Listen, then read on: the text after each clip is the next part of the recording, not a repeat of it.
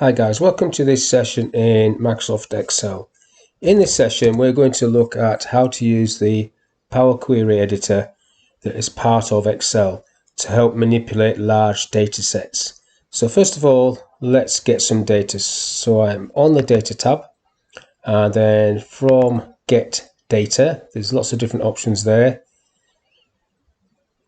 There's the Power Query editor. But first of all, let's get some data from an Excel workbook that I've already created. And it's called Query Training Details. So just import that. That will create the connection. And that should bring the data in. This is the one I want. You get a little mini preview. And then you've got Transform as an option, which would allow you to open the query editor, or load, which is the first thing I'm going to do first off. So then this just loads it, and it's created an Excel table, and the table just happens to be the same name as the file that I selected. So you can see it's formatted to a table. You've got table design there, and then you've got query options there.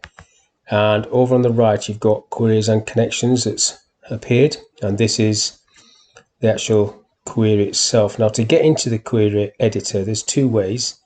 One, I can right click on this option here and click edit, and the other way would be on the data tab, back to the data tab, get data, and launch the editor. So I'm just going to right click and click on edit, and it will do the same thing. It will launch the editor.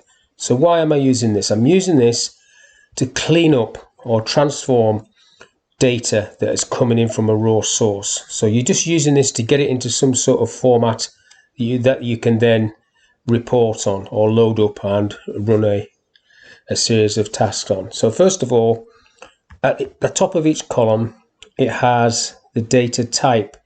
Now this one and this one, well, this one's saying 1, 2, 3, so it's saying as a number. But if I change that to currency, just replace the current one, change that to currency, because that's the VAT. It doesn't actually show you the currency symbol. Date is on date already, so that's okay. Students is on number, that's okay. Course is on text, that's okay. This is on text.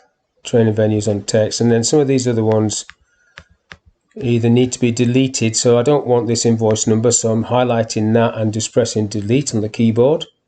That's gone. Petty cash needs to be currency. Mileage needs to be currency. Food currency and hotel currency.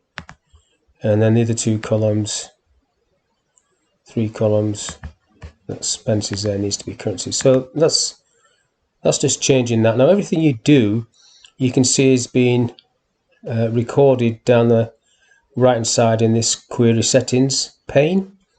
And at any stage you can go back and delete a section, but make sure that if you delete a section, it's not got other things that's going to be disappearing on you. So all those changed things that I did there are listed under change type 1. And if I delete that, it will revert back to whatever it was before.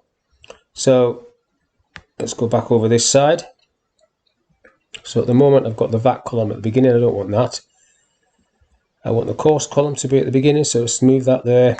Course followed by level, and they got the VAT amount, and students, let's go for that. Course. Now what you tend to have is, if I go and drop this list down, you can see that Excel is in twice, one with a lowercase and one with an uppercase, and that might be the case further down as well. So what I would like to do is just transform this so it's all in the same. So on the Transform tab, you've got this option in the middle, Format, and you can capitalize each word. So that's similar to Microsoft Word's features. Click that, and then if I go back into this filter, you can see now I've only got one Excel because everything's got the capital letter at the beginning. So click OK to that. So I'm just going to do that on this column as well. Capitalize, and training venue, same thing. Capitalize the first letter. So making sure that there's no weird and wonderful things going on. And then these two columns, I'm just going to hold my control key down while I select these two columns, do them both together, capitalizing them both together. Coming back over, now you can see that there are some nulls sitting here. I don't want these are just blank records. So if I filter like you can in a normal Excel sheet, take out all the nulls, I should tidy that up a little bit, and that has tidied that up a little bit. So now I'm ready to load this back into my, I'll go back to home, load it back to my spreadsheet. So you've got close and load, which is what I'm going to click on, and then that's loaded that into this. Now if you want to go back into that, if I go back into the edit, what you can also do in this one, you can actually create some groups, and you can see what will happen when I do this. So I'm still on the home tab, I'm going to select group, and then it's going to select it on course, count of rows, that's okay, click OK, see what that looks like. So now you have it sitting there with your courses at the top, and if I do a Z to A sort, it puts the Excel courses at the top. And now when you load it again, you can just load that back in. So that has replaced the first loaded spreadsheet. So what I'm going to do now is go back into that through the edit button, and you should see the steps again. So now I can delete that step. If I delete that step, and I'll have to delete the sorter as well, and then you get back to your original data set. Now if I close and load this, that will overwrite the first one or the second one. You've still got your link to get back if you need to.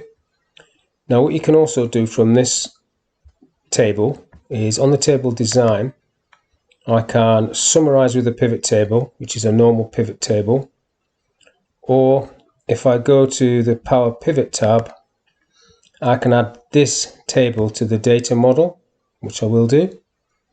Add to the data model, which then should load Power Pivot, puts my data in there, and then it gives me the options, a few more different options in terms of creating pivot tables, like so. You can see these 4 charts, or whichever option you want. Let's go for always when I go for 4 charts it never works out. Let's go for 4 charts. So existing worksheet or a new worksheet, okay. So it's now dropping the data in on a separate sheet, and you have your fields over on the pivot chart fields pane. So let's say for the first one, I want a list of courses by students. Okay, number of students. And then this one, I want a level course. So I'm going to do this level. Let's see what level looks like by students. And then on this one, let's go for some money. So if I go by course by amount, do you get that one? And now I'm struggling for the last one.